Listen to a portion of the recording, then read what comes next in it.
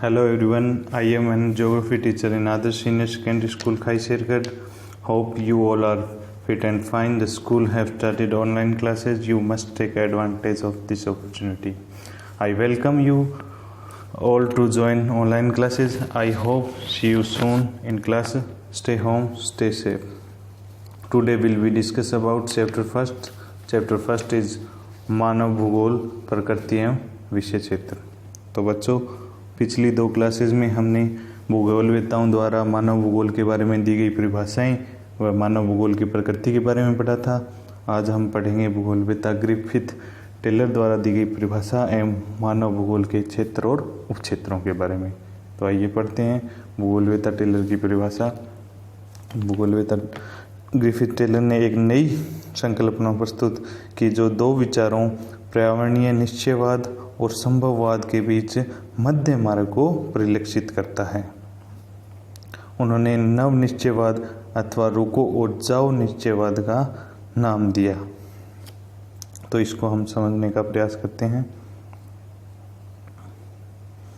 ये देखो, Griffith Taylor ने परिभाषा दी रुको और जाओ, और ये क्या है, नव निश्चयवाद। नव निश्चयवाद की ओर ले जाता है। पिछली दो परिभाषाएं अपन ने पढ़ी थी, उसके अंदर प्रथम जो परिभाषा थी उनके अंदर क्या है, प्रकृति को सर्वे सर्वा बताया था और मानव को उसका दास बताया गया था। जो दूसरी हमने परिभाषा पढ़ी थी पॉल विडाल डी लाब्लास की, तो उसमें क्या बताया गया था कि प्रकृति को मानव कंट्रोल कर सकता है। लेकिन ग्रिफिथ टेलर ने इन दोनों के बीच का रास्ता बताते हुए एक परिभाषा दी रुको और जाओ, जिन्हें इन्होंने क्या है, लाल बत्ती और पीली बत्ती और हरी बत्ती, ये जो अपने ट्रैफिक की जो बत्तियां होती हैं उनसे उस उदाहरण से इनको समझाने का प्रयास किया है। रुको है उसको लाल बत्ती से और जाओ को हरी बत्ती से, और इनके बीच का जो है उसको पीली बत्ती से समझाने का प्रयास किया है। चलो आगे हम पढ़ते हैं। रुको और जाओ निश्चयवाद का नाम दिया। आप जो नगरों में रहते हैं, जो नगर देख चुके हैं, ज़रूर जानते होंगे कि चौराहों पर यातायात का नियंत्रण बत्तियों द्वारा होता है। लाल बत्ती का अर्थ है रुको। एम्बर पीली बत्ती और हरी बत्तियों के बीच रुककर तैयार रहने का अंतराल प्रदान करती है। पीली बत्ती क्या है, वो हरी बत्तियों और लाल बत्तियों के बीच में रुककर तैयार रहने का अंतराल प्रदान करती है। ठीक है, कि अब तैयार हो जाओ, अब हरी बत्ती होने वाली है, या तैयार हो जाओ अब लाल बत्ती होने वाली है। रुकने के लिए तैयार हो जाओ एक बार, तो एक बार क्या है, चलने के लिए तैयार हो जाओ। जो पीली बत्ती का ये कार्य होता है। हरी बत्ती का अर्थ है जाओ। इन्होंने हरी बत्ती का अर्थ है अपनी परिभाषा में जाओ।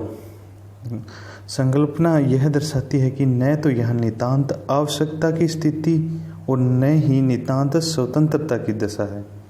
जो पर्यावरण निश्चयवाद का जो दिया था कि हाँ, एक तो भी जो प्रकृति है वो सर्वे सर्वा है और मानव इसका दास है, और दूसरा कि मानव स्वतंत्र है, वो इसको पर्यावरण को, पृथ्वी को भी कंट्रोल कर सकता है। ये नहीं हो सकता है, ये इनके बीच का हो सकता है। इसका इन्होंने बीच की जो परिभाषा दी है, इसका अर्थ है कि प्रकृति नियमों का अनुपालन करते हुए हम प्रकृति पर विजय प्राप्त कर सकते हैं। प्रकृति के जो नियम हैं उनको समझने के बाद हम प्रकृति पर विजय प्राप्त कर सकते हैं, ना कि उन्हें लाल संकेतों पर प्रत्युत्तर देना होगा। लाल संकेत है वो, उस पर आपको क्या है, प्रत्युत्तर देना होगा। जब प्रकृति रूपांतरण की स्वीकृति दे तो अपने विकास के प्रयत्नों में आगे बढ़ सकते हैं। भी हाँ, प्रकृति ये कह दे कि हाँ अब आप आगे बढ़ सकते हो, तभी आप आगे बढ़ सकते हो। इसका तात्पर्य है कि उन सीमाओं में जो पर्यावरण की हानि न करती हो। भी हाँ, अब हमें पता लग गया कि आप पर्यावरण की हानि नहीं करोगे तो आपको ये स्वीकृति प्रदान की जाती है, तब आप कर सकते हो। नहीं तो प्रकृति का प्रकोप भी आप जानते ही हैं कि प्रकृति, जैसे अब कोविड की जो स्थिति है वो एक प्रकृति का ही प्रकोप है। इसका तात्पर्य है कि उन सीमाओं जो पर्यावरण को हानि नहीं करती और संभावनाओं को उत्पन्न किया जा सकता है, अंधाधुंध रफ्तार दुर्घटनाओं से मुक्त नहीं होती है।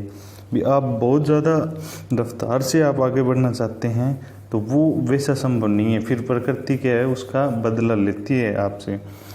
ये इन्होंने समझाने का प्रयास किया है। विकसित अर्थव्यवस्थाओं के द्वारा चली गई मुक्त चाल के परिणाम स्वरूप हरित ग्रह प्रभाव, जो विकसित अर्थव्यवस्था है उन्होंने क्या है अंधाधुंध रफ्तार अपनाई है, उससे जो मनुष्य को परिणाम झेलने पड़ रहे हैं, जैसे हरित ग्रह प्रभाव, ओजोन परत अवक्षय, भूमंडलीय ताप है जो बढ़ गया है, पीछे हटती हिम नदियाँ हैं वो धीरे धीरे कम होती जा रही है, निम्नीकृत भूमियों की उर्वर क्षमता भी धीरे धीरे कम होती जा रही है। नव निश्चयवाद संकल्पनात्मक ढंग से एक संतुलन बनाने का प्रयास करता है जो संभावनाओं के बीच अपरिहार्य चयन द्वैतवाद को निष्फल करता है।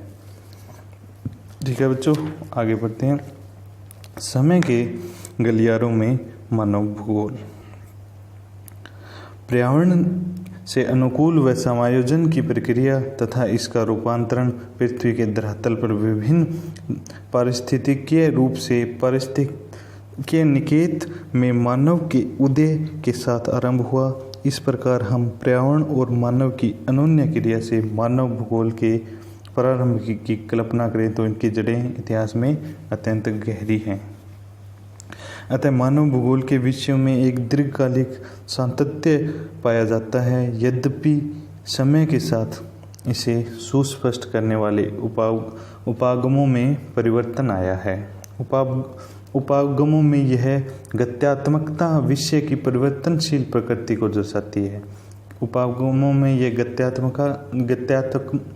गत्यात्मकता विषय की परिवर्तनशील प्रकृति को दर्शाती है। पहले विभिन्न समाजों के बीच अनन्य क्रिया नगण्य थी और एक दूसरे के बारे में सीमित ज्ञान था। पहले क्या है, समाज है उनके बीच में ज्ञान सीमित था और एक दूसरे के बारे में बहुत ही कम जानते थे। यात्री और अन्वेषक अपने यात्रा क्षेत्रों के बारे में सूचनाओं का प्रसार किया करते थे। जब से क्या है कि मनुष्य यात्रा करने लग गया तो वो अपनी यात्राओं के बारे में बताता, जिससे क्या है कि सूचनाओं का आदान प्रदान होता है। फिर क्या हुआ, फिर नौचालन संबंधी कुशलताएं विकसित। पहले क्या था कि नौचालन संबंधी कुशलताएं विकसित नहीं हुई थी और समुद्री यात्राएं खतरों से खाली नहीं थी। 15वीं शताब्दी के अंत में क्या हुआ कि यूरोप में अन्वेषणों मीन्स खोज के प्रयास हुए और धीरे धीरे लोगों के विषय में मिथक और रहस्य खुलने शुरू हो गए। उपनिवेश युग के अन्वेषणों को आगे बढ़ाने के लिए गति प्रदान की ताकि प्रदेशों के संसाधनों तक पहुंच हो सके। तालिका युक्त सूचनाएं प्राप्त हो सके। यहाँ आशय गहन ऐतिहासिक विवरण प्रस्तुत करने का नहीं है, भी इसमें सिर्फ एक मोटी जो आपको बताने का प्रयास किया है इतिहास के बारे में, केवल आपको मानव भूगोल के कर्मिक विकास की प्रक्रियाओं से अवगत कराने का है। इसमें आपको सिर्फ और सिर्फ इतिहास, जो थोड़ा बहुत इतिहास के बारे में जो जानकारी है वो सिर्फ मानव भूगोल का क्रम के अनुसार विकास की प्रक्रिया से अवगत कराने का, क्रम के अनुसार कैसे कैसे विकास हुआ है मानव भूगोल का, वो बताने का प्रयास किया गया है। संक्षिप्त तालिका 1.1 अब आपको भूगोल के उपक्षेत्र के रूप में मानव भूगोल की विस्तृत अवस्थाओं से परिचय करवाएगी। ठीक है, आगे बढ़ते हैं। मानव भूगोल के क्षेत्र और उपक्षेत्र। मानव भूगोल, जैसा कि आपने देखा, मानव जीवन के सभी तत्वों तथा अंतराल जिसके अंतर्गत वे घटित होते हैं के मध्य संबंध की व्याख्या करने का प्रयत्न करती है। इस प्रकार मानव भूगोल की प्रकृति अत्यंत अंतर्विषयक है। पृथ्वी तल पर पाए जाने वाले मानवीय तत्वों को समझने व उनकी व्याख्या करने के लिए मानव भूगोल सामाजिक विज्ञानों के सहयोगी विषयों के साथ घनिष्ठ अंतरपृष्ठ विकसित करती है। ये जो तालिका है उसमें आपको मानव भूगोल की वृहत अवस्थाओं के बारे में अवगत कराया गया है। जैसे समय अवधि कौन सी समय अवधि, उपागम, वृहत लक्षण। ठीक है, उपागम का जो हिंदी में है थोड़ा मीनिंग अलग है, लेकिन जैसे ही आप इंग्लिश का मीनिंग आपको बताएंगे तो उससे आपको क्या है, शब्द को समझने में आसानी होगी। उपागम मीन्स होता है अप्रोच। क्या अप्रोच होता, तो इसमें आप पढ़ते हैं आरंभिक उपनिवेश युग। जो सबसे पहले जो उपनिवेश क्या होता है कि किसी एक भौगोलिक क्षेत्र में के लोगों द्वारा किसी दूसरे भौगोलिक क्षेत्र में बस्ती या कॉलोनी स्थापित करना। जैसे पहले विशेषकर यूरोपियों के लिए ये चीज़ें प्रयुक्त की जाती थी। यूरोपीय थे जो यहाँ जैसे इंडिया में आए, उनको क्या है, उपनिवेश कहा गया। उपनिवेशवाद युग भी कहा जाता है। ठीक है, ये आपको नोट्स हैं आपके, उसमें आपको ये छोटी छोटी जो बातें हैं ये बता दी गई हैं, वो आपको प्रोवाइड करवा दिए जाएंगे। जैसे आरंभिक उपनिवेश युग, उसमें क्या है, अन्वेषण और विवरण। अन्वेषण मीन खोज करना और विवरण मीन विस्तार रूप से। तो इसके वृहत लक्षण हैं उसको बताया गया है। जैसे साम्राज्य और व्यापारिक रुचियों के नए क्षेत्रों में खोज व अन्वेषणों को प्रोत्साहित किया। क्षेत्र का विश्व ज्ञान कोशीय विवरण भूगोलवेत्ताओं द्वारा वर्णन का महत्वपूर्ण पक्ष बना। इस काल में क्या हुआ कि साम्राज्य और व्यापारिक रुचियों में नए क्षेत्रों में खोजें हुई। भी साम्राज्य और व्यापारियों ने नए क्षेत्रों में खोज की। ठीक है, इससे आगे उत्तर उपनिवेश युग, उसके बाद जो युग है वो कौन सा है, आरंभिक उपनिवेश के बाद उत्तर उपनिवेश युग। उसमें क्या है, प्रादेशिक विश्लेषण। उसमें प्रादेशिक विश्लेषण होने लग गया। तो प्रादेशिक विश्लेषण कैसे, प्रदेश के सभी पक्षों के विस्तृत वर्णन किए गए। जो एक प्रदेश है उसका क्या है, बड़े रूप में वर्णन किया गया। ठीक है बच्चों, और यह मत था कि सभी प्रदेश पूर्ण अर्थात पृथ्वी के भाग हैं। सभी प्रदेश क्या हैं, पूर्ण अथवा पृथ्वी के भाग हैं। अतः इन भागों की पूरी समझ पृथ्वी पूर्ण रूप से समझने में सहायता करेगी। इनकी समझ क्या है, पृथ्वी को पूर्ण रूप से समझने में सहायता करेगी। आगे अंतर्युद्ध अवधि के बीच 1930 का दशक, किसके बीच, अंतर्युद्ध के बीच। इसमें क्या है, क्षेत्रीय विभेदन। क्षेत्रीय विभेदन कैसे, जैसे एक प्रदेश अन्य प्रदेशों से किस प्रकार और क्यों भिन्न हो सकता है। जैसे हर जो जगह है, हर देश है, वो अपने आप में क्या है, भिन्न भिन्न। जैसे यहाँ पे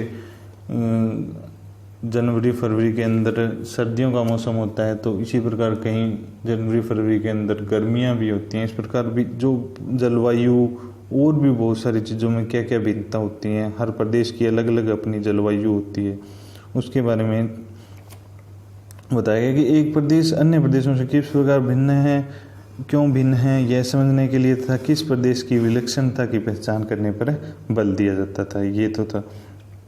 आगे 1950 के दशक में क्या होता है, 1950 के दशक के अंत से 1960 के दशक के अंत तक, या इस समय क्या हुआ कि स्थानिक संगठन कैसे, कंप्यूटर और परिष्कृत सांख्यिकी विधियों के प्रयोग के लिए विशिष्ट मानचित्र और मानवीय परिघटनाओं के विश्लेषण। इसमें यहाँ पे आके क्या है, मानव क्या है, मानचित्र भी बनाने लग गया कंप्यूटर की सहायता से। और मानवीय परिघटनाओं के विश्लेषण में प्राय भौतिकी के नियमों का अनुप्रयोग किया गया। वो जो फिजिक्स के नियम हैं उनका भी अनुप्रयोग किया जाने लग गया इसमें। इस प्रावस्था को विभिन्न मानवीय क्रियाओं के मानचित्र योग्य प्रतिरूपों की पहचान करना इसका मुख्य उद्देश्य था। आगे 1970 का दशक था। 1970 के दशक में मानवतावादी, आमूलवादी और व्यवहारवादी विचारधाराओं का उदय हुआ। इसमें क्या हुआ, मानववादी, आमूलवादी और व्यवहारवादी विचारधाराओं का उदय हुआ। वो कैसे, मात्रात्मक क्रांति से उत्पन्न असंतुष्टि और अमानवीय रूप से भूगोल के अध्ययन के चलते मानव भूगोल में 1970 के दशक में 3 नई विचारधाराओं का जन्म हुआ। 1970 के दशक में क्या हुआ, 3 नई विचारधाराएं। इन विचारधाराओं के अभ्युदय से मानव भूगोल सामाजिक राजनीतिक यथार्थ के प्रति अधिक प्रासंगिक बना। इसमें क्या है, 1970 के दशक में मानव क्या है, सामाजिक और राजनीति में अधिक प्रासंगिक बन गया। इन विचारधाराओं की थोड़ी और जानकारी के लिए नीचे दिए गए बॉक्स का अवलोकन करें। 1990 का दशक, इसमें क्या है, भूगोल में उत्तर आधुनिकवाद। उत्तर आधुनिकवाद कैसे, वृहत सामान्यीकरण तथा मानवीय दशाओं की व्याख्या करने वाले वैश्विक सिद्धांतों की प्रायोज्यता पर प्रश्न उठने लगे।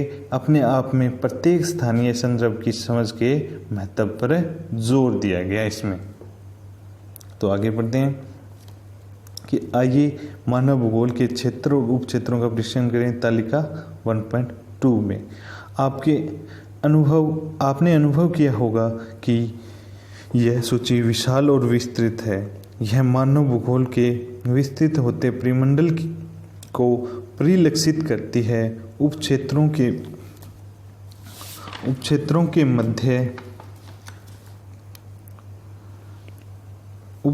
के मध्य अतिव्यापी होती है। इस पुस्तक में अध्यायों के ये सामग्री दी गई है, वह आपको मानव भूगोल के विभिन्न पक्षों का पर्याप्त एवं विस्तृत ज्ञान प्रदान करेगी।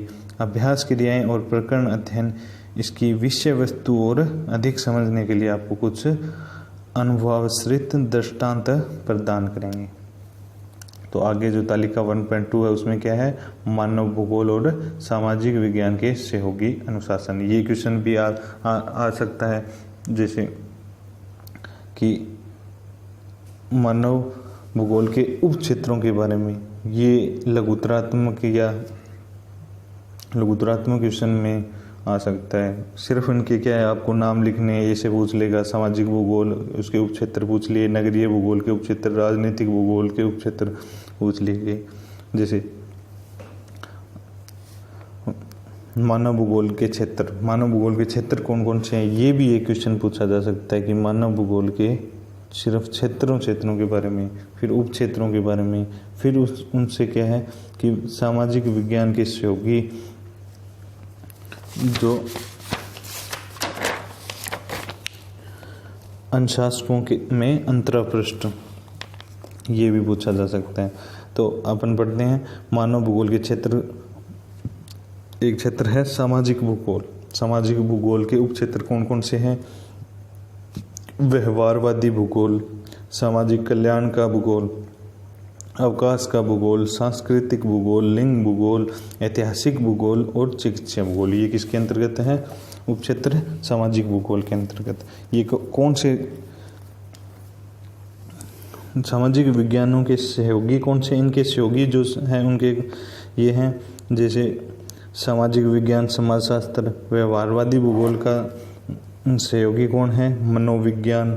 सामाजिक कल्याण भूगोल किसके अंतर्गत आता है, कल्याण अर्थशास्त्र के अंदर। अवकाश का भूगोल किसके अंतर्गत, समाजशास्त्र। सांस्कृतिक भूगोल मानव विज्ञान के अंतर्गत। लिंग भूगोल में समाजशास्त्र, मानव विज्ञान, महिला अध्ययन। ये ऐतिहासिक भूगोल में इतिहास का आ गया। चिकित्सा भूगोल में महामारी विज्ञान का आ गया।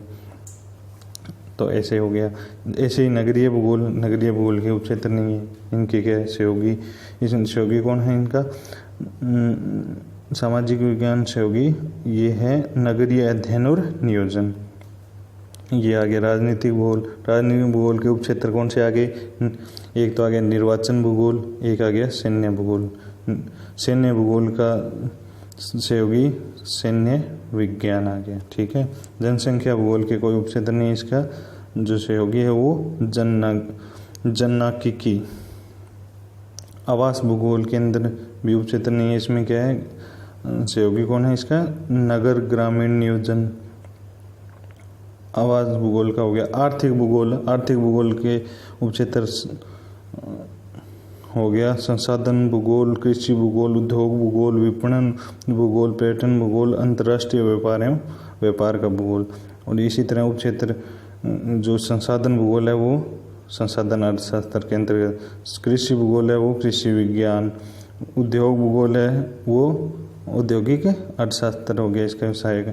विपणन भूगोल में हो गया व्यवसायिक अर्थशास्त्र और वाणिज्य। पर्यटन भूगोल के अंतर्गत है पर्यटन और यात्रा प्रबंधन हो गया। अंतर्राष्ट्रीय व्यापार का भूगोल, इसमें अंतर्राष्ट्रीय व्यापार हो गया। इस प्रकार से ये आपका चैप्टर फर्स्ट कंप्लीट होता है। इसमें यहाँ थोड़ा सा जो परिभाषाएं थी उनके बारे में थोड़ा सा एक बार दोबारा से देखते हैं। जैसे ग्रिफिथ, टेलर, रुको और जाओ, नवनिश्चयवाद का दिया। और पीछे जो भूगोलवेत्ता कौन कौन से आए अपने जो परिभाषाएं पढ़ी, एक रेट जेल की परिभाषा पढ़ी, एलन सी सैंपल की परिभाषा पढ़ी, रेट जेल की पढ़ी, पॉल विडाल लाब्लास की परिभाषा पढ़ी, ग्रिफिथ टेलर की जो आज हमने पढ़ी।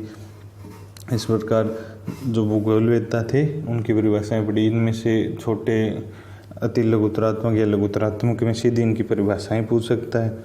और इनका एक ऑप्शनल क्वेश्चन बन सकता है, जैसे ये कहाँ से संबंधित थे। जैसे रेड जेल था वो जर्मनी से, अमेरिका, फ्रांस, और इसको क्या है अपन मानचित्र के द्वारा समझते हैं। इससे क्या है कि याद काफ़ी टाइम तक रहता है। जैसे ये विश्व का मानचित्र दिखाया गया, इसमें जैसे ये जो दर्शाया गया है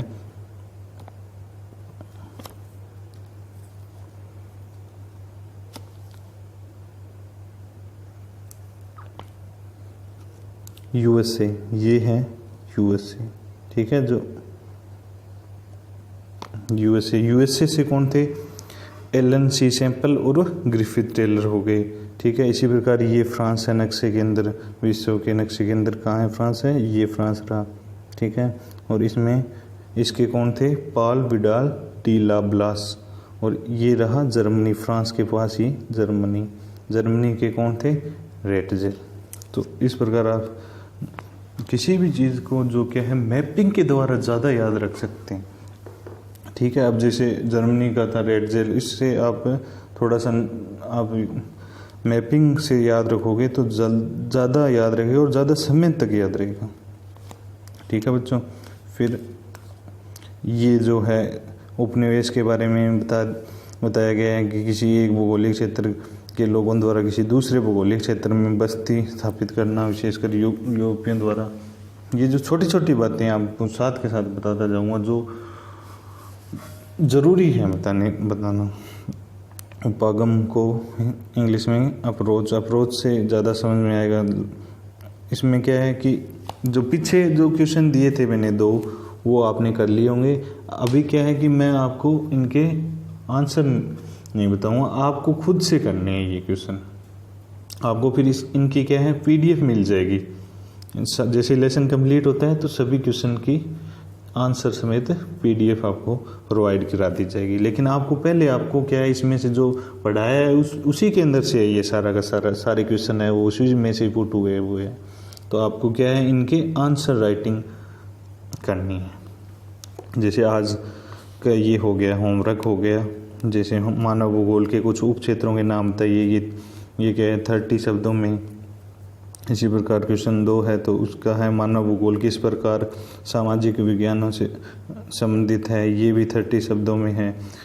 थर्ड क्वेश्चन है वो मानव भूगोल के विषय क्षेत्र पर एक टिप्पणी कीजिए, ये क्या है, ये 150 शब्दों में आपको लिखना है, ठीक है बच्चों। धन्यवाद। सी यू एंड टेक केयर। जय हिंद, जय भारत।